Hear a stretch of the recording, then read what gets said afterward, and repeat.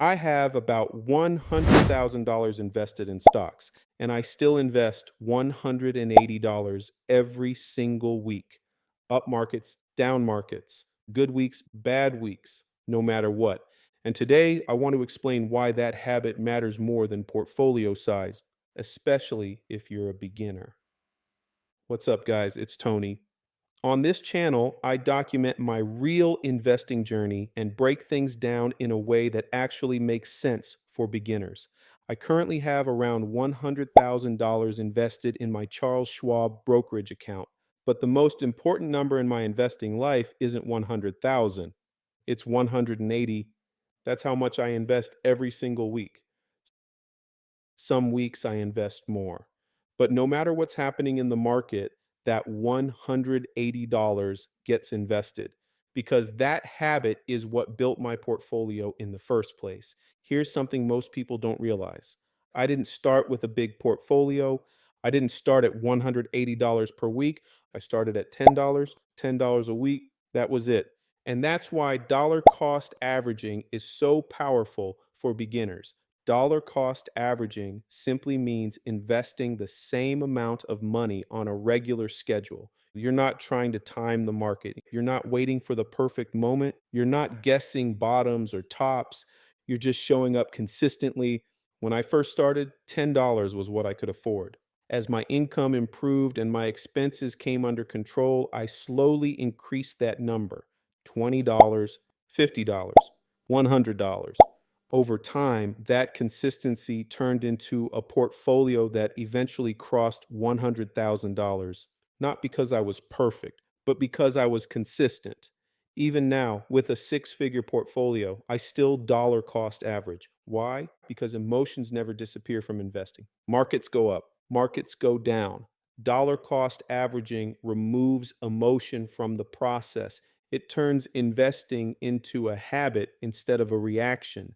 Some weeks, the market is up. My $180 buys fewer shares. Other weeks, the market is down. That same $180 buys more shares. Over time, this evens out. I'm not trying to beat the market. I'm trying to stay invested. I use a Charles Schwab brokerage account, but the platform doesn't matter. You can use Robinhood or even Fidelity. What matters is the behavior, treating investing like a bill you pay every week to your future self. Now let's talk about the long-term goal. I'm not investing just to see a bigger number on a screen. My goal is dividend income. Right now, I only invest in stocks and ETFs that pay a dividend. I'm still collecting ETFs like SPYD and SCHD at the moment. I also have some regular stock, but I make sure whatever I'm investing in pays a dividend. Don't get me wrong, I like and own companies like Nvidia and Tesla, but Tesla doesn't pay any dividend. And Nvidia's dividend is so low that I don't even count it. I bought Tesla and Nvidia for growth, not dividend income. I need my money to work as hard as I am. I need extra income for the future, specifically $1,000 per month in dividend income during retirement. That's $12,000 per year coming in whether I work or not. And that goal doesn't happen overnight, and it requires investing as much as I reasonably can right now. That's why I'm committed to $180 per week, because time and consistency matter more than any single investment decision. A lot of people wait for the perfect moment to invest. They wait for the crash. They wait for certainty. They wait until they feel ready, but time keeps moving. I actually invest when the market crashes also, but this is while I am currently dollar cost averaging. I keep a small amount of cash reserves for market crashes, but that is for another video. Back to dollar cost averaging. Dollar cost averaging lets you move with it.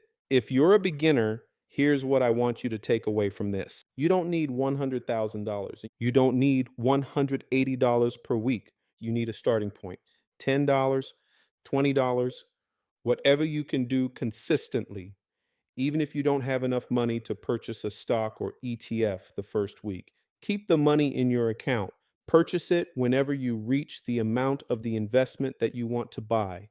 I prefer to automate the process. I automatically send money from my bank account to my brokerage. That ensures that I don't miss a contribution because consistency is what compounds.